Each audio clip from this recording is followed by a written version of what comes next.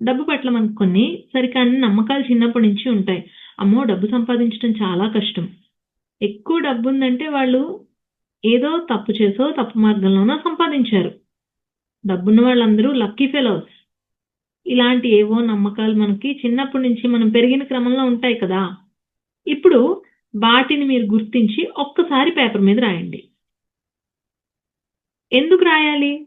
Writing is the fastest way to identify our blocks. So, మన బ్లాక్స్‌ని గుర్తించాలి అనంటే మనం రాయాలి.